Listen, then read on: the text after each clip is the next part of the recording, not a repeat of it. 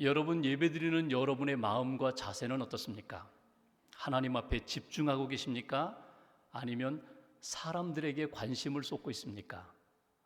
여러분들 하나님 앞에서 예배드리며 하나님이 주시는 하늘의 평안을 사모하십니까? 아니면 그냥 내가 편한 대로 그런 마음과 자세로 하나님 앞에 예배드리고 있습니까? 내 삶을 드리고 나 자신을 산 제물로 드려서 하나님 앞에 예배를 드리십니까? 아니면 드림보다는 받음에 더 관심을 갖고 무엇인가 얻어야 되는데 거기에 마음을 쏟으면서 예배를 드리고 있지는 않습니까? 오늘 본문은 아브라함이 하나님 앞에 예배드리는 장면입니다. 오늘 배경은 이렇습니다. 하나님이 아브라함에게 두 가지 복을 약속하셨습니다. 벌써 여러 번에 걸쳐서 약속하신 복, 하나는 자녀의 복이고 또 하나는 땅의 복입니다. 하나님이 아브라함에게 자녀를 주겠다고, 큰 민족을 이루겠다고 이미 약속하셨습니다. 그런데 시간이 흘러감에도 불구하고 자녀가 없습니다. 아브라함이 자기 집에 있는 엘리에셀을 상속자로 삼겠다고 하나님 앞에 보고를 하자 하나님이 노, 내 몸에서 날 자야 상속자가 되리라. 내가 분명히 약속한 대로 자녀를 주리라. 기다려라. 믿음으로 기다려라. 그러면서 아브라함을 이끌고 밤 하늘을 보게 하십니다. 저 별들을 봐라. 별들을 세어보아라. 셀 수 없을 정도로 많습니다. 내가 너에게 그렇게 많은 자녀를 주겠다. 그러자 아브라함이 어떻게 합니까? 아멘, 믿습니다. 그 약속을 믿습니다. 그랬더니 하나님께서 아브라함의 그 믿음을 보시고 의롭다 여기셨습니다. 믿음으로 의롭다 여기신 이후에 곧 이어서 땅의 그 축복을 다시 한번 확인시켜 주십니다. 내가 이 땅을 받으리라. 내가 이 땅을 너와 네 자손에게 주리라. 그 하나님의 그 약속에 대하여, 축복에 대하여 아브라함이 질문합니다. 그것을 무엇으로 알 수 있겠습니까? 이것이 바로 오늘 본문의 시작입니다. 8절 말씀을 한번 보실까요? 8절 제가 봉독합니다. 그가 이르되 주 여호와여, 내가 이 땅을 소유로 받을 것을 무엇으로 알리이까? 여기 무엇으로라는 이 표현을 원문을 보면 무엇 안에서 또는 무엇에 의해서 하나님의 약속, 땅의 축복의 약속을 내가 확실히 믿을 수 있겠습니까? 바로 그 이야기입니다. 그러니까 아브라함이 안 믿겠다, 못 믿겠다 그 얘기 아니라 믿고 싶습니다. 자녀를 주신다는 그 복의 약속을 제가 아멘으로 그렇게 믿었는데 땅을 주신다는 그 약속도 제가 믿고 싶습니다. 그런데 분명한 뭔가 증거를 하나 보여주십시오. 제가 좀 확실히 믿을 수 있는 그런 사건을 제게 좀 허락해 주십시오. 이것이 아브라함의 마음입니다. 이 아브라함을 향하여 하나님이 주시는 말씀 9절을 보십시오. 9절 한 절 같이 봉독합니다. 여호와께서 그에게 이르시되 나를 위하여 3년 된 암소와 3년 된 암염소와 3년 된 순양과 산 비둘기와 집 비둘기 새끼를 가져올지니라. 아멘. 하나님이 아브라함에게 이렇게 말씀하십니다. 3년 된 짐승들 제물로 나에게 가져와라. 여기 3년이라는 것은 이 짐승의 새끼가 이렇게 3년 정도 자라면 성숙해집니다. 온전해집니다. 너는 나에게 온전한 제물을 가지고 와라. 하나님의 명령에 따라서, 하나님의 요구에 따라서 아브라함이 그 제물을 가져다가 하나님 앞에 드리는 것이 오늘 본문의 내용입니다. 여기서 우리에게 주시는 첫 번째 메시지가 있습니다. 믿음의 사람이 되려면, 믿음이 성장하려면, 하나님의 기쁨을 이루는 인생이 되려면 하나님께서 우리에게 말씀하신 대로 하나님께 제물을 드리는 인생, 하나님 앞에 제물을 드리며 예배하는 삶을 통하여 우리의 믿음이 자라고 하나님이 기뻐하시는 인생이 될 수 있다. 이것이 오늘 우리에게 주시는 첫 번째 메시지입니다. 오늘 아브라함이 하나님 앞에 제물을 드립니다. 그 제물, 가장 소중한 것들 3년 된 짐승들을 드리라고. 그리고 오늘 본문 9절에 보면은 나를 위하여 그 제물을 드리라고, 하나님을 위하여 드리라는 것입니다. 그러니까 예배드리는 나 자신의 기준이 아니라, 내 기분이 아니라 하나님이 말씀하신 대로 하나님의 영광을 위하여, 하나님의 뜻을 위하여 이 제물을 드립니다. 그 마음을 하나님이 원하셨다는 것입니다. 여기 이 말씀을 통하여 내가 드리고 싶은 것, 또 내가 원하는 방법이 아니라 하나님이 요구하시는 대로 하나님이 가장 소중하게 여기시는 것을 하나님이 드리라고 아브라함에게 말씀하셨고, 아브라함이 그렇게 순종하며 하나님 앞에 제물을 드렸다는 것입니다. 그런데 10절 말씀을 보실까요? 아브라함이 제물을 드리는데 그 제물 드리는 방법이 조금 독특합니다. 10절 제가 보겠습니다. 아브라함이 그 모든 것을 가져다가 그 중간을 쪼개고 그 쪼갠 것을 마주 대하여 놓았다. 그리고 새는 쪼개지 아니하였다. 아브라함이 제물을 드릴 때 하나님이 말씀하신 대로 3년 된 짐승들을 잡아서 하나님 앞에 제물을 드리는데 반으로 그 짐승, 제물을 쪼개어서 마주대하게 하였다. 여러분, 이 장면은 사실은 생소한 장면입니다. 근데 고대 사람들에게 있어서는 쉽게 볼 수 있는 장면입니다. 언제 볼 수 있는가 하면 두 사람이 어떤 계약을 맺을 때, 약속할 때에 마지막 계약서에 도장을 찍고 짐승을 잡아서 둘 이렇게 양쪽에 갈라놓은 다음에 계약하는 두 사람이 손을 잡고 그 사이를 지나가게 됩니다. 그러면서 그들이 가지고 있는 마음은 이것입니다. 우리가 약속을 했는데, 계약을 맺었는데 혹시라도 너나 내가 이 약속을 어기면, 깨뜨리면 이 짐승이 죽은 것처럼, 쪼개져 죽은 것처럼 반드시 죽임을 당하리라.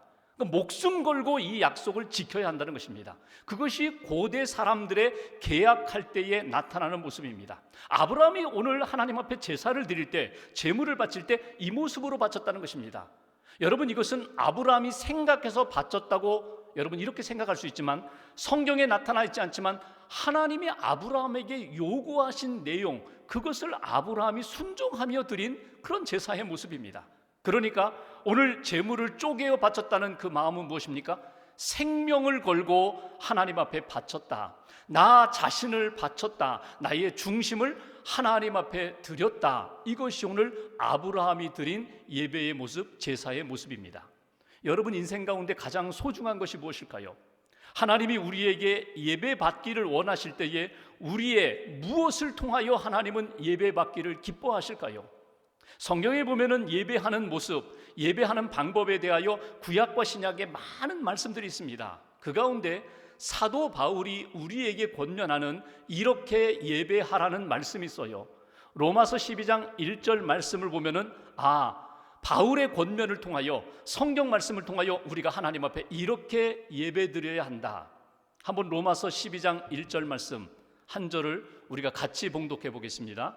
그러므로 형제들아, 내가 하나님의 모든 자비하심으로 너희를 권하노니 너희 몸을 하나님이 기뻐하시는 거룩한 산 제물로 드리라. 이는 너희가 드릴 영적 예배니라. 하나님이 어떤 예배를 원하신다고요? 우리 자신이 산 제물로 하나님 앞에 드려지기를 원하신다는 거예요. 이것이 영적 예배고 하나님이 원하시는, 기뻐하시는 예배라고. 오늘도 우리가 하나님 앞에 예배드립니다. 예배를 드릴 때에 나 자신이 제물이 되어서, 생명의 제물이 되어서 하나님 앞에 나의 중심과 삶을 다 드려서 하나님 앞에 예배드리기를 하나님이 원하신다는 거예요. 또 한 곳을 볼까요? 구약의 예배자라면 우리가 놓칠 수 없는 사람이 바로 다윗입니다. 다윗이 하나님 앞에 어떻게 예배드렸어요? 그가 영과 진리로 예배드립니다. 그가 죄 가운데 빠졌을 때에 나단 선지자를 통하여 그의 죄의 지적을 받아요. 그때 다윗이 하나님 앞에 통에 자복하면서 회개하면서 쓴 시편이 시편 51편의 내용입니다. 그 51편을 읽어가다 보면은 17절에 자기가 하나님 앞에 이렇게 예배를 드린다, 하나님의 사람들이 하나님 앞에 예배드릴 때 이렇게 예배드려야 한다라는 구절이 나와요. 그 17절에 보면 이런 표현이 있습니다. 하나님이 구하시는 제사는 상한 심령이라. 하나님이 상하고 통회하는 심령과 마음을 거절하지 않으신다, 멸시하지 않으신다. 그러니까 우리가 하나님 앞에 나가 예배드릴 때 나 자신이 제물이 되어서, 산 제물이 되어서, 믿음의 제물이 되어서 하나님 앞에 예배하는 것을 하나님이 기뻐하시는데, 의로운 마음으로, 교만한 마음으로 나는 완전합니다, 이러한 마음으로 예배하는 자가 아니라 하나님 저는 깨졌습니다, 하나님 저는 상했습니다, 하나님 저는 무너졌습니다, 지난주에도 얼마나 많은 죄를 지었는지 모릅니다, 하나님의 긍휼을 구하고 하나님의 용서를 구하고 하나님의 은혜를 구하면서 통회하는 심령으로, 상한 심령으로 하나님 앞에 나와 예배하는 것, 하나님이 그것을 기뻐 받으신다는 것입니다. 오늘 아브라함의 예배하는 모습을 통하여 우리가 놓치지 말아야 할 것이 있습니다. 믿음이 성장하려면, 하나님이 기뻐하시는 믿음의 인생을 살려면 반드시 예배를 통하여 하나님 앞에 나 자신을 드림으로 하나님이 기뻐하시는 믿음의 사람이 되는데, 그것은 통회하는 심령으로, 상한 심령으로, 마음을 찢으면서 하나님의 은혜를 구하는 심령으로 예배하는 그 예배자를 하나님이 기뻐 받으신다. 옥합을 깨뜨려 예수님께 향유를 부었던 여인처럼 하나님, 내 삶의 가장 소중한 것을 깨뜨려 주님께 드립니다. 드림을 통하여 하나님이 부어주시는 놀라운 은총의 역사가 저와 여러분들 예배 시간마다 경험되시기를 주님의 이름으로 기원합니다. 중세 영국의 신학자인 로저 베이컨이라는 사람이 이런 이야기를 했습니다. 다른 것들은, 세상의 것들은 찢어지면 상하고 찢어지면 더 악화되지만, 우리가 하나님 앞에서 우리의 마음을 찢으면 하나님께서 우리에게 가장 선한 것으로 역사하신다.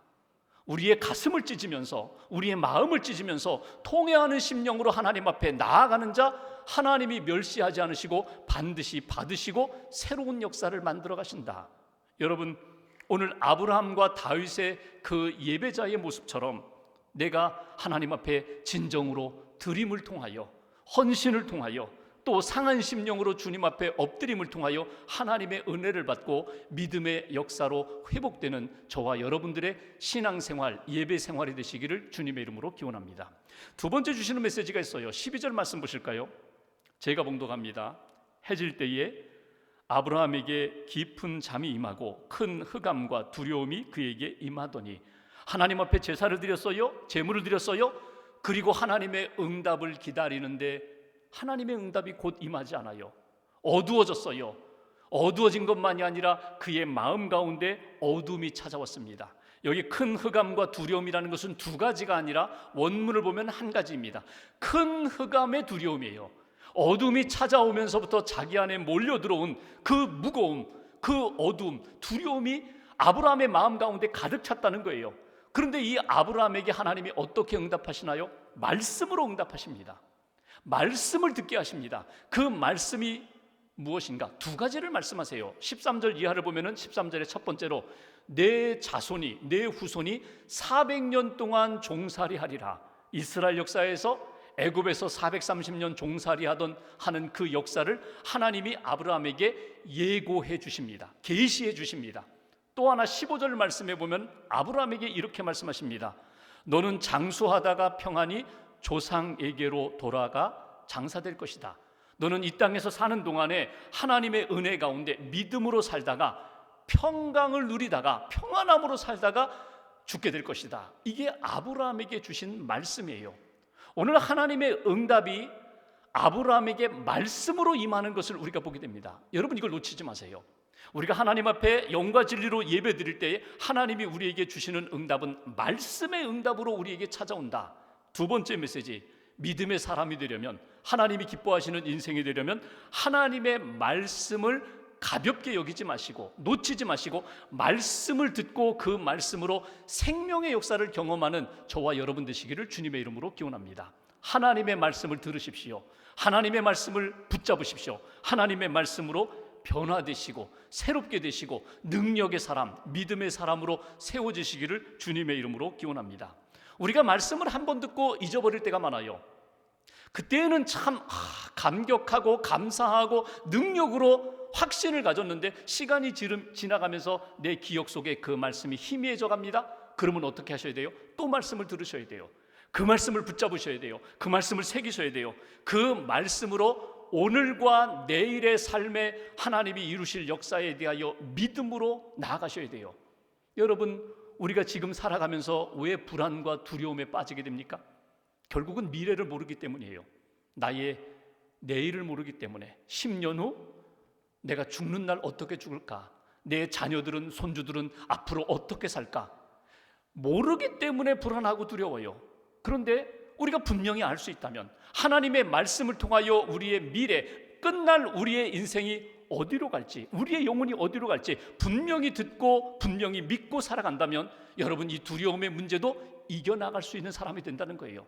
오늘 아브라함에게 하나님이 말씀하십니다.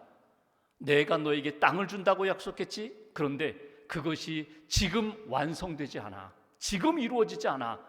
어쩌면 몇백 년 흐른 다음에 너의 후손들이 애굽에서 종살이하고 광야 여정을 지나고 그리고 가나안 땅에 들어가서 가나안 7족속을 다 진멸한 다음에 그때 온전히 너에게 약속한 땅의 약속을 성취하리라. 하나님이 하시겠다는 거예요. 고난의 역사가 있고 이해할 수 없는 여러 가지 일들이 일어날지 모르지만 하나님이 약속한 것에 대해서는 반드시 이루어지리라. 그리고 그 약속을 바라보면서 너는 어떻게 살라고요? 평강함으로 살아라. 평안함으로 살아라. 하나님이 주시는 평안 가운데 믿음의 시간을 보내라. 이것이 하나님이 주시는 약속의 말씀입니다. 우리가 창세기 15장을 시작하면서 1절에 하나님이 이미 아브라함에게 말씀하셨어요. 두려워하지 말아라. 나는 너의 방패가 되리라. 두려워하지 말아라. 나는 너의 큰 상급이 되리라. 내가 보호해 주리라. 내가 지켜 주리라. 내가 세워 주리라. 그런데 시간이 지나면 또 잊어버려요. 그러면 어떻게 해요? 다시금 말씀을 붙잡아야 돼요. 믿음이 하나님 앞에서 생명력을 발휘하려면 끊임없이 말씀을 붙잡고 말씀을 새겨서 내 마음밭에 그 말씀이 뿌리를 내리고 30배, 60배, 100배의 결실을 맺게 합니다. 말씀 자체가 생명력이 있기 때문에, 말씀이 능력이 있기 때문에, 말씀을 받을 때에 내 삶이 변화되기 때문에. 그런데 왜 우리의 믿음이 흔들리고 약해지는가? 제대로 듣지 않아서 그래요. 건성으로 들어서 그래요.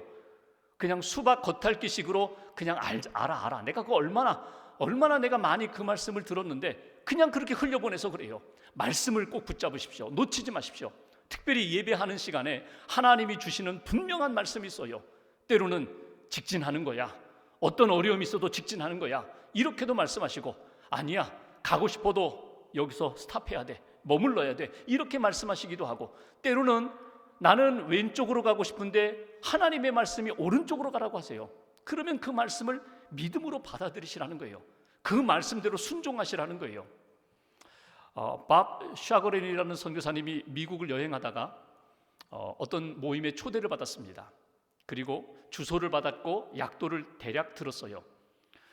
그 약도는 이런 것입니다. 하이웨이를 가다가, 고속도로를 가다가 디트로이트 사인이 나오면 그냥 바로 엑시스로 나오라. 출구로 나와서 오른쪽으로 나와서 그 다음에는 어느 길에서 우회전하고 좌회전하고, 이런 내용을 메모를 받았어요. 그리고 아내와 함께 이제 고속도로를 달립니다. 근데 디트로이트 사인이 나오지 않는 거예요. 한참 가니까 막 졸리기도 하고, 그래서 아내와 함께 졸음을 쫓기 위해서 알파벳 게임을 합니다. 그 알파벳 게임이라는 것은 이런 거예요. A, 그러면 A 사인, 그 이정표 안에 A라는 알파벳이 들어가면 먼저 그걸 부르면 이기는 거예요. 근데 운전을 하다 보니까 항상 사모님이 이기는 거예요. A, B, C, D 쭉 하는데 대부분 사모님이 이겨요. 근데 어디에서 걸렸는가 하면 Q 나오는 이정표가 나오면 먼저 불러야 되는데 Q가 안 나오는 거예요. 계속 갑니다. 계속 가요. 계속 가다가 마침내 Q 사인판이 나왔어요. 이번에는 선교사님이 먼저 불렀어요. 이야, 이겼다. 오랜만에 이겼다. 의기양양하고 이제는 나머지 알파벳 다 끝냈어요. 그리고 이제 생각해 보니까 지금 우리가 어디로 가고 있지? 디트로이트로 가야 되는데, 디트로이트 방향으로 나가야 되는데 이미 디트로이트를 지나가 버렸어요. 그동안에도 몇 번에 걸쳐서 디트로이트 사인이 있었습니다. 이제 몇 킬로 후면 디트로이트입니다. 지금 디트로이트입니다. 나가십시오, 나가십시오. 보면서도 지금 그들의 마음속에는 무엇이 있어요? 머릿속에는 오직 Q. 자기가 생각하는 것만 붙잡고 그냥 그것만 바라보고 그냥 그것만 기다렸다 보니까 정말 나가야 할 것들 보지 못하고 그 기회를 놓쳤다는 거예요. 그분은 이렇게 얘기합니다. 우리가 운전하다가 놓치면 다시 가서 돌아오면 되는데, 우리 인생의 정말 중요한 시간에 하나님이 주시는 말씀과 사인을 놓치면 얼마나 우리의 인생 가운데 가슴 찢는 일이 많겠는가, 돌아와야 할 일들이 많겠는가, 돌이키고 싶어도 돌이키지 못하는 일들이 많겠는가. 그러니까 예배 시간에, 그러니까 하나님 앞에 섰을 때마다 하나님이 주시는 말씀을 놓치지 않으려는 그런 열정이 우리에게 필요하다. 말씀에 대한 사모함이 필요하다. 오늘 아브라함에게 하나님이 말씀하실 때, 응답하실 때 무엇으로 말씀하십니까? 말씀으로 응답하세요. 그것이 내 마음에 맞지 않을 수도 있어요. 당장 몇 년 후 내가 이 땅을 너에게 주리라. 아브라함은 그것을 기대하는데 하나님의 응답은 무엇입니까? 앞으로 몇백 년 후에, 그것도 너의 후손들이 400년 고난을 겪은 다음에 내가 주리라. 그런데 아브라함이 그 하나님의 말씀을 믿음으로 수용했다는 것입니다. 말씀을 듣고 수용하고, 말씀을 듣고 준비하고, 말씀을 듣고 그 말씀에 순종하는 인생, 그 인생이 믿음의 인생이 되고 하나님이 기뻐하시는 하나님의 사람이 된다. 마지막 오늘 요절 17절 말씀 보십시오. 17절 한 절을 같이 봉독하겠습니다. 해가 져서 어두울 때에 연기나는 화로가 보이며 타는 횃불이 쪼갠 고기 사이로 지나더라. 아멘. 여기 타는 횃불, 하나님의 임재하심을 상징합니다. 타는 횃불이 양쪽에 둔 고기 사이를 지나갔다. 여러분, 이 장면을 아브라함이 그냥 이렇게 구경만 하고 있는 장면으로 생각하지 마세요.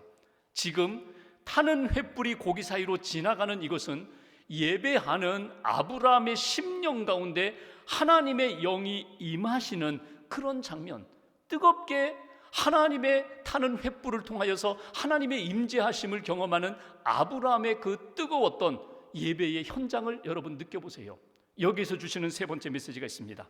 우리가 예배드릴 때마다, 하나님 앞에서 말씀을 사모할 때마다 우리 안에 성령을 통하여 역사하시는 하나님을 체험하라. 성령의 임재하심을 체험하는 성도가 될 때 믿음이 자라고 하나님이 기뻐하시는 예배하는 인생, 하나님 영광 돌리는 그런 인생이 될 수 있다고. 성경에 보면은 불로 하나님이 만나주시는 때가 많아요. 모세를 만나주실 때 광야에서 가시나무 떨기 타는 불꽃으로 모세를 만나주셨습니다.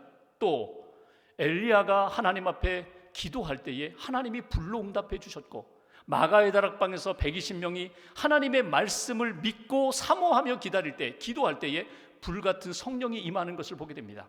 여러분, 성령이 임하시면 그의 인생이 달라지는 것을 우리가 보게 돼요. 그런데 오늘 본문을 보면 한 가지 특별한 것이 있어요. 분명히 계약식처럼 고기를 쪼개놓고 재물을 쪼개놓고 그 두 사람이, 계약 당사자 둘이 그 사이를 지나가야 되는데 오늘 하나님이 횃불로 혼자 지나가 버리세요. 여러분, 이것은 무엇을 의미할까요? 분명히 아브라함은 또 넘어지지만, 또 하나님의 약속을 믿지 못하고 흔들리지만 하나님의 약속은 변함이 없다는 거예요. 하나님의 이 횃불 언약은 하나님이 아브라함이 흔들릴 때에라도 변함없이 지나가리라. 아브라함에게는 횃불 언약으로 증거해 주셨습니다. 오늘 우리들에게는 무엇으로 증거하실까요? 하나님이 이 땅에 육신의 몸으로 오셔서 예수님 십자가 달려 돌아가심으로 십자가에서 자기 몸을 찢으시면서 구원의 역사를 이루신, 보혈을 넣으신 그 역사가, 십자가의 복음이 곧 오늘 우리에게 증거가 된다는 거예요. 이 믿음을 가진 사람은 오늘 그 믿음으로 고백할 때마다 성령을 통하여 내적인 증거, 내가 너와 함께한다, 내가 너를 붙들리라, 내가 너에게 능력을 주리라, 하나님이 오늘도 우리에게 그렇게 말씀하신다는 것입니다. 특별히 예배의 현장에, 특별히 기도하는 시간에, 특별히 찬양하는 시간에, 하나님 앞에 집중하는 시간에 하나님이 성령의 임재하심을 통하여 능력의 사람으로, 믿음의 사람으로 세워주신다. 여러분 자신을 한번 돌아보십시오. 여러분 자신이 잘 변하나요? 잘 변화되지 않아요. 저 자신을 보아도 그렇고 사람들을 보아도 변화되기가 쉽지 않아요. 뭐 3살 버릇이 80까지 간다고 그 사람의 성격, 그 사람의 기질, 그 사람의 습관 잘 변화되지 않아요. 그런데 변화되는 계기가 있습니다. 그때가 언제인지 아세요? 성령의 역사를 경험하면 사람이 변화됩니다. 예배드리면서 하나님이 내 안에 오셔서 나를 확 뒤집어 놓을 때가 있거든요.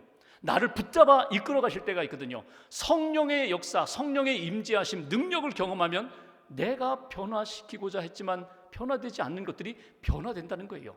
하나님의 영, 성령님의 역사가 그렇게 나타납니다. 나는 예배 시간에 성령님의 역사에 내가 동참하고 있는가? 체험하고 있는가? 그 은혜 가운데 하나님의 임재하심 속에 새로워지고 있는가?